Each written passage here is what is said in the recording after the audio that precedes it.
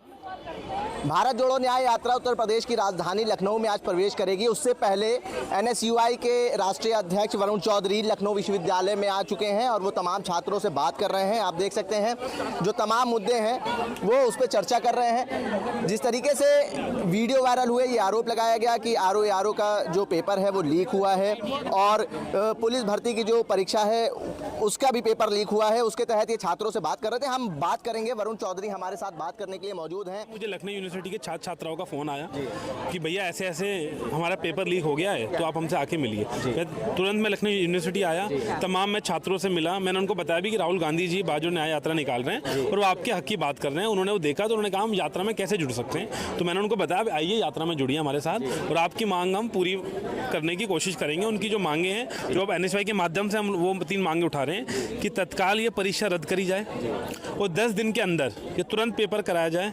री एग्ज़ाम कराया जाए, बच्चों को उचित मुआवजा दिया जाए। कि आप देख सकते हैं 4-4 किलोमीटर दूर बच्चा गया है, कोचिंग की तैयारी करता है, 1-2 साल से एक एग्ज़ाम की तैयारी कर रहा था। तो आप सोचेंगे आज के समय में जब इतनी बेरोजगारी है, इन्फ्लेशन इतने हाई पे, इतनी महंगाई है, इतनी महंगाई के दौर में तो बच्चों को कुछ उचित मुआवजा दिया जाए। और जिन लोगों ने पेपर लीक करा है उसमें कंपनी के लोग हैं जिसको टेंडर दिया गया या बाहर के लोग हैं, उन पर सख्त कार्रवाई करी जाए, तुरंत उनकी गिरफ्तारी हो।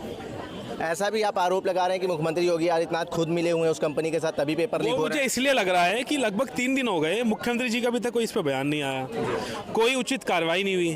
अगर वो नहीं मिले हुए, आप देखिए अगर मैं भी मुख्यमंत्री होता उत्तर प्रदेश का और मेरे प्रदेश में 70 लाख लोगों के बच्चों के साथ धोखा हो जाता, उनका सपना टूट जाता, तो मैं पहले बाहर आके माफ़ी मांगता कि भाई उसका जिम्मेदार मैं, वो जिम्मेदारी लेता।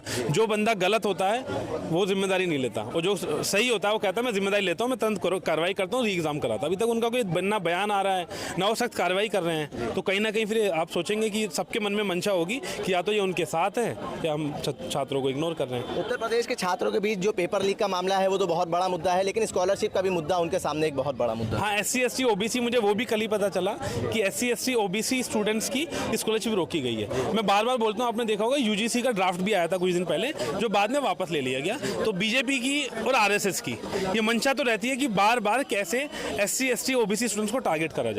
उस टारगेट का खुलासा आपके सामने उदाहरण है। मैं खुद OBC समाज से आता हूँ तो वो मैं दर्द समझ सकता हूँ। योगी आदित्यनाथ जी को वो OBC और SC/ST का दर्द नहीं होगा, लेकिन मेरे अंदर वो दर्द है जब बीजेपी के प्रशासन और बीजेपी की सरकार हमें दूसरी रवैये से देखती है। तमाम छात्रों के मन में ये सवाल है कि राजस्थान में कांग्रेस की सरकार है, वहाँ पे भी पेपर लीक हुआ था, तो आप बीजेपी के ऊपर ऐसा आरोप लगा रहे हैं कि मुख्यमंत्री खुद उससे मिले हुए हैं। जब हमारे सरकार में पेपर लीक हुआ 2 दिन के अंदर हमने कार्रवाई करी, उचित न्याय की जांच बैठाई। हमारे CM साहब ने छात्रों से मिले, नौजवानों से मिले कि भाई पेपर लीक हुआ है, उसकी घटना थी और अभी तक वो लोग जेल में हैं, उस पर सख्त कार्रवाई हो रही है। यहाँ पे क्या हुआ आपके प्रदेश में, लगभग 3 से 4 दिन हो गए। क्या मुख्यमंत्री तो छोड़िए, क्या चीफ सेक्रेटरी ने भी इस पर अभी तक कोई बयान दिया?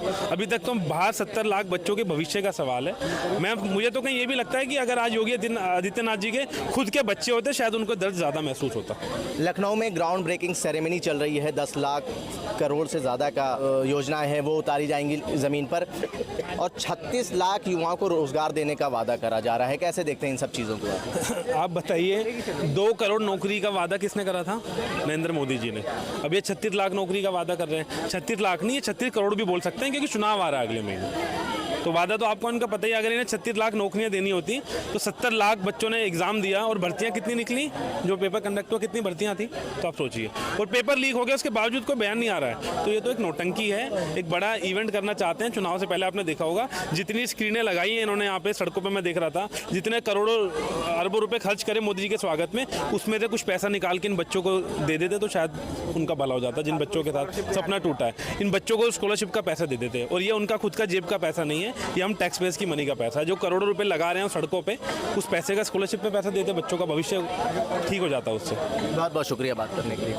हमारे साथ एनएसयूआई के राष्ट्रीय अध्यक्ष वरुण चौधरी थे, जिन्होंने साफ तौर से कहा है कि जो पेपर लीक हुआ है, चाहे वो समीक्षा अधिकारी का हो, चाहे वो पुलिस भर्ती का हो, उसमें तत्काल प्रभाव से जांच बैठाई जाए, 10 दिन के अंदर पेपर करवाया जाए और बच्चों को उचित मुआवजा दिया जाए। जन संदेश टाइम्स के लिए कैमरा पर्सन शाम खान के साथ आकिब मिराज खान, लखनऊ।